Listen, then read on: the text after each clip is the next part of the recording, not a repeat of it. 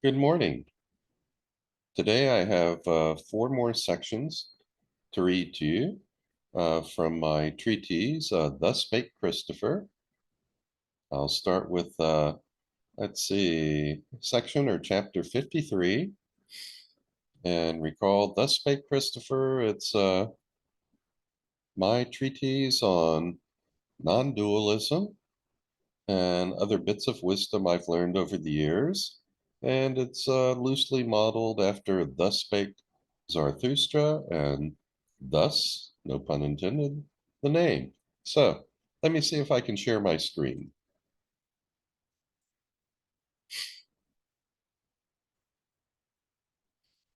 And I just need to quickly take care of a couple of things here. And then I can start. And it looks like I'm ready. Okay, as usual, everything can be found at www.docbenton.com. Scroll down to the best of Doc Benton. Here is the link to Thus Spake Christopher. You can download the whole thing and read it in a PDF format. It's not that long. But today I'll read some of it to you, starting with chapter 53. So, chapter 53, the man next asked, "How can turning points enlighten us?" I began to answer, "A turning point is a point in time when something is neither this nor that. As such, it is also a moment of pure awareness, pure nothingness, and pure everything. Hence, a focus on the moment between the outgoing breath and the incoming breath, or when a fountain suddenly shoots up or dies down, or when a dancer leaps and seems suspended for a moment in the air, or when we transition from one thought to the next. All of these can bring enlightenment in a flash.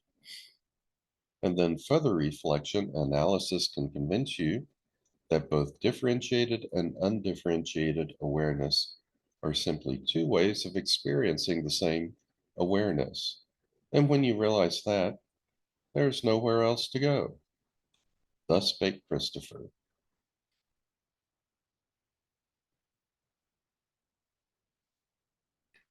Chapter 54. The man then asked, "How can we fight evil without direct confrontation?"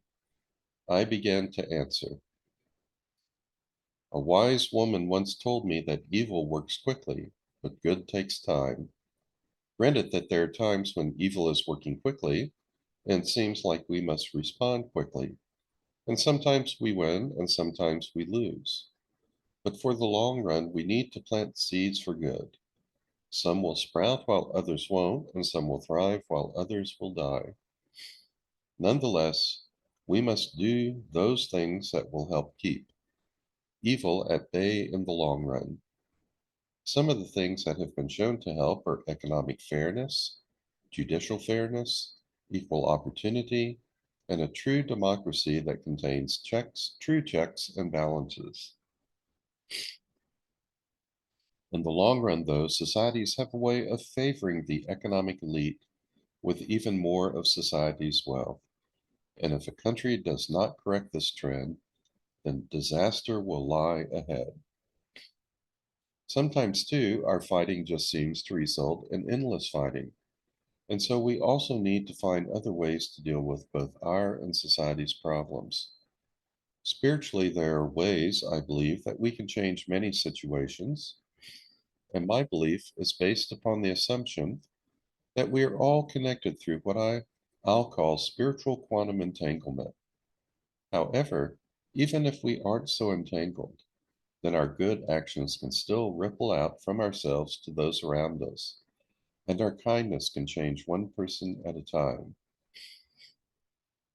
But assuming that we are all connected at deeper levels, a powerful way to expel the dark is by shining a light on it. Thus, in your meditations, if you sense a dark part within yourself, within your country, or within the world, then shine a spiritual light upon it and feel the darkness breaking up and going away. Likewise, if you sense hate, then embrace it with love. Imagine that hate is taking Imagine that hate taking on a more loving form. If we simply suppress the darkness, then the darkness will still thrive. Hence, the long-term solution is always to embrace the darkness with light so that the light can change it. This and other methods are given as part of a long-term solution, but in the short term, more direct confrontation may be necessary. Nonetheless, too often conflict simply reinforces and perpetuates conflict. And to change this situation, we have to imagine something different. Every day, we dream our world into existence, and we ourselves have the power to change that dream. And if you can't change the entire world, then change yourself. Thus spake Christopher.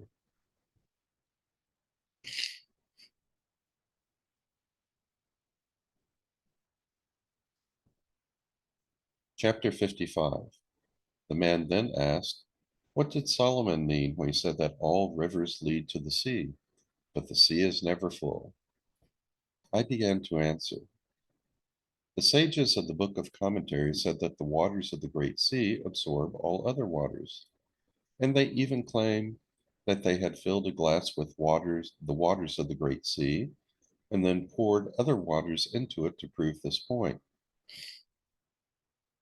However, they also considered water as a symbol for the book of instruction, since, like water, that book nourishes and enhances life. Furthermore, the Book of Commentaries quotes from the Book of Channelings to argue that there is no limit to the wisdom we can absorb. Thus, I personally think of the sea as the sea of consciousness, and there's no end to what consciousness can absorb, nor is there any end to what consciousness can create in this world of separation. However, in the end, it is still all one. As the Book of Radiance says, the well that is the source is the same as the well that everything is poured into. Hence, even while you engage with diversity, experience the oneness. Thus spake Christopher.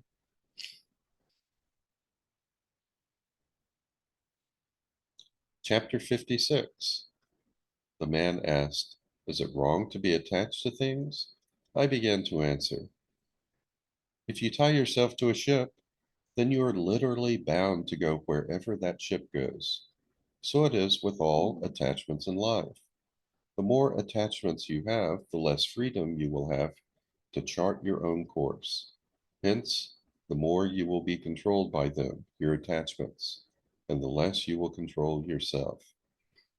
It is not that attachments are wrong, it is simply that attachments have consequences, some pleasurable and some painful. However, when you realize that the same light is within all things, that true joy comes from your own inner nature, and when you both see and understand that oneness is the real nature of reality, then you will be joyful and love without attachment. We cannot get rid of attachments by simply saying that we don't want to be attached anymore. Instead, attachments fall away naturally once we realize our true nature. Thus spake Christopher.